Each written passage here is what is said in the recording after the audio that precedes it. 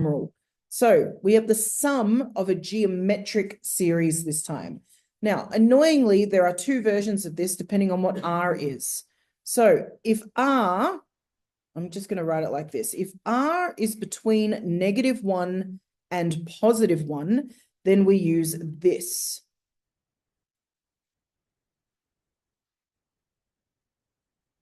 All right, but if R is anything other than that, then I actually need to flip things around.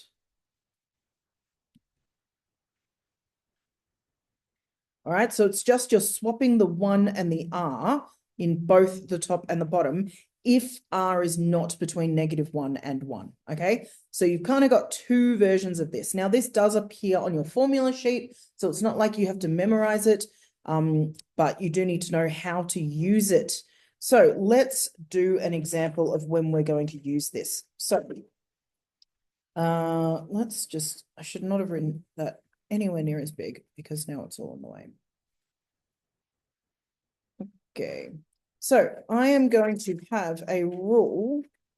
So first of all, I'm going to give you a couple of terms and you're going to have to figure some stuff out. So let's say that I said that the fifth term of a geometric sequence, so I will specify, is 405, and the third term is 45. Now, there's something really important when we think about geometric sequences. When we thought about arithmetic sequences, we can kind of work backwards by dividing the difference by how many terms there are. But when we're doing ratios, that's really annoying because I've just used the word I didn't want to use. When we're doing geometric sequences, we need to think of things as ratios, okay? Because we're multiplying by something consistent. So if we want to reverse the process, we can say, well, the ratio of this to this is going to be the same as the ratio of this to this. So what I'm going to do is I'm going to, so remember our geometric sequence is A times Rn minus 1, okay? So what I'm going to do is I'm going to write, let's say the third term, right? So the third term is A. We have no idea what A is. That's the first term. Times R. We don't know what R is. But we know that n minus 1 is going to be 2, right? Because it's the third term. Of course it's doing that. Don't be annoying. And then we know that the fifth term is going to be the same thing, that A times R to the power of 4, because it's n minus 1. So what I can do is set up a ratio between these two terms so I can figure out what R actually is. So if I say that AR to the power of 4 divided by AR squared is, I know that the fifth term is 405, and I know that the third term is 45, right? So these ratios must be true. The same way that you get from this to this is the same way that you get from this to this, right? Because A is going to be the same each time, yes? Because it's just the first term. So if I simplify this fraction, what do I get? It's just R squared, right? You subtract your powers, A cancels out, and then I do this particular division, which gets me 9. So what's R? 3. So if I know that R is 3, can't I find A? What's A?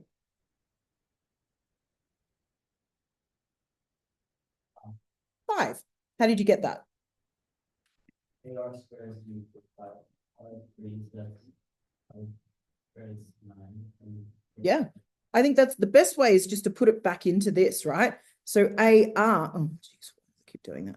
So A times, oh, come on, A times R. This is so annoying. A times R, which we know is 3 squared equals 45. Oh my goodness.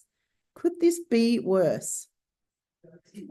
So then, so then 45 divide 9. So A is 5. So the first term is 5 and the ratio is 3.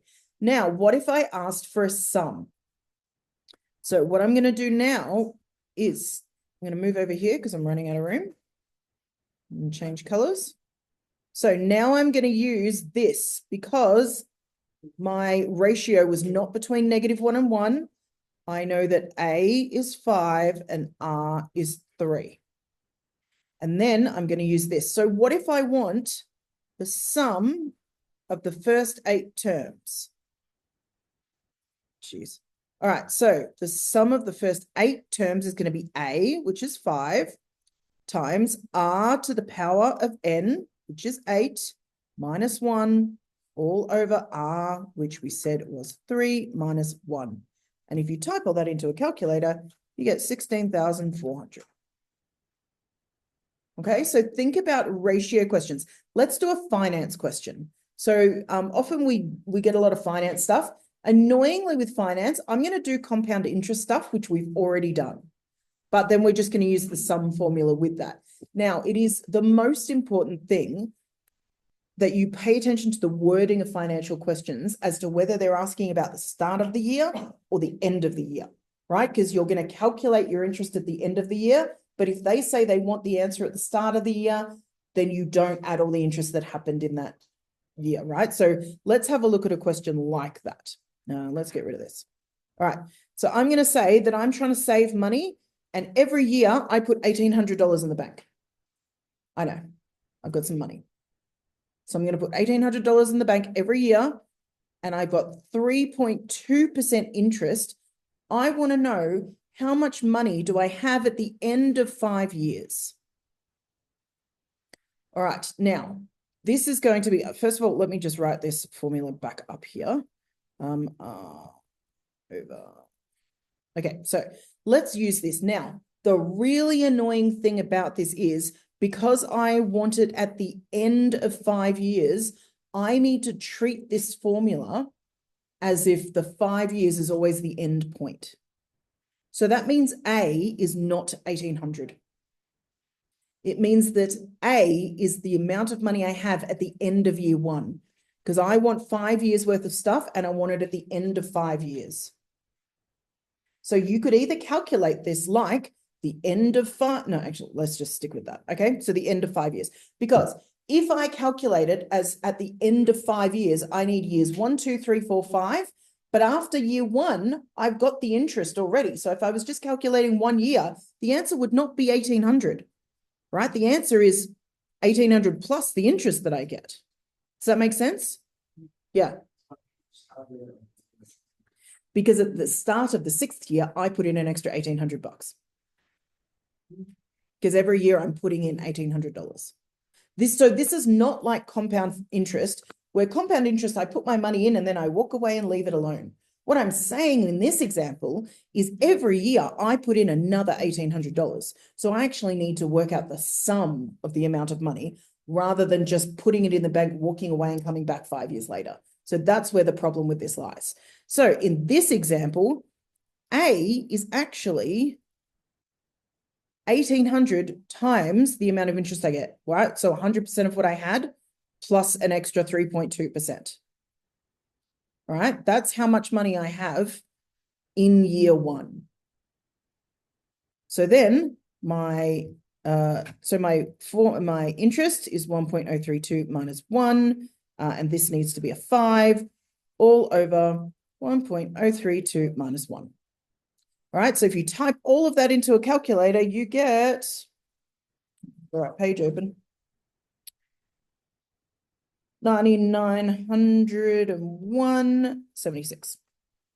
All right, so let's change the wording. What if I want to know how much at the start of year 25? All right, so if I want to do it at the start of year 25, what do you think I need to use as A? Yeah, I need to use 1,800 because I'm now interested in what happens at the start of every year. You get what I'm doing? So then R is my interest rate again to the power of N. There are 25 years minus 1 all over 1.032 minus 1. And now if I type that into my calculator, I get 67,377.46. So when you're doing finance, really pay attention to whether it's at the end. If it's at the end, your A is going to be the starting amount at the end of that year. Is a confusing way to say that, but the amount of money that you get at the end of year 1, because you're always wanting to calculate at the end. But if you're at the start of the year, then you always want to think of A as what you have at the beginning of each year. Yeah. Since it's money, we Correct. Yes. If you're going to do money, always round to 2 decimal places. Obviously, I have done some rounding here. Does that make sense? All right. So wording of finance questions are important. Same with anything biological. If they're going to ask you about, bacteria increasing and population growth and all of that, always think about, are they asking for the start of the year or the end of the year? Always think about ratios when you're talking about how to figure out R. So setting them up as fractions and then solving for R first, like we did before. Sound okay? All right, let's have a go.